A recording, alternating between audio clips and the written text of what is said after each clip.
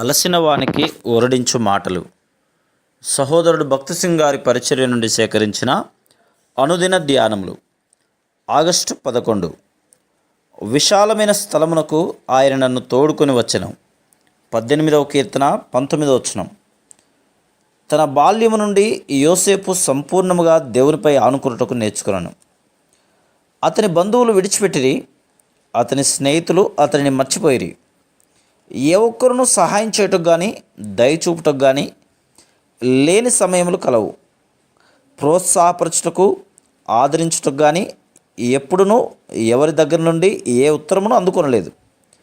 ఆ దినములలో దేవుడు తనకు ఎంతో విలువైన వాడుగా ఉండవచ్చునని, ఎక్కువ సమయం ప్రార్థనలో దేవునితో సంభాషించుచు గడిపి ఉండవచ్చునని నేను నమ్ముచున్నాను. ఈ విధంగా ఒక దినమున పొందబో ఉన్నతమైన స్థానం కొరకు దేవుడు యోసేపునకు శిక్షణనిచ్చెను. దేవుడు యోసేపుకు కుమారుడిని ఇచ్చి ఆశీర్వదించినప్పుడు దేవుడు తనను మర్చిపోలేదనియు, విడిచిపెట్టలేదనియు, ఎల్లప్పుడూ ప్రేమించుచున్నాడనియు, మరియు ఆయన తన కొరకు చేయుచున్నదంతయు అర్థం చేసుకుని వానికి మనశ్శే అని పేరు పెట్టెను.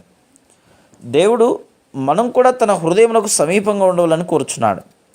ఈ లోకంలోనే కాక రానయ్యున్న రాజ్యంలో కూడా మనము ఉన్నతమైన స్థానమును పొందవలనని కష్టముల ద్వారా తీసుకుని వెళ్ళి మనల్ని సిద్ధపరుచున్నాడు. ఈ కష్టములు ఎంత బాధకరమైనప్పటికీ వాటి నిమిత్తము దేవునికి ఎల్లప్పుడూ కృతజ్ఞత చెల్లించవలను. నీవు ఈ శ్రమల ద్వారా వెళ్ళని ఎడల నీవు ఒక సాధారణ జీవితమును మాత్రమే కలిగి ఉందువు. కానీ దేవుని రాజ్యంలో ఉన్నతమైన స్థానంలో నీవు ఉండగోరని ఎడల తప్పక అగ్ని వంటి శ్రమల ద్వారా వెళ్ళుటకు నిన్ను నీవు సిద్ధపరచుకొనవలను. ప్రతి విశ్వాసి ఇటువంటి శ్రమల ద్వారా వెళ్ళవలసిందే. లేఖనములలో మనం చదువుచున్న దేవుని భక్తులందరూ భయంకరమైన శ్రమల ద్వారా వెళ్ళి ఉన్నారు. దావీదు ఎన్నో శ్రమల ద్వారా వెళ్ళినవాడై ఇలాగున చెప్తున్నాడు. విశాలమైన స్థలములోనికి ఆయన నన్ను తోడుకుని వచ్చెను. 18వ కీర్తన 19వ వచనం. 2 కొరింథీ 11:30లో అపోస్తలుడైన పౌలు వెళ్ళిన 40 కంటే ఎక్కువ శ్రమల పట్టిని చూసుదుము.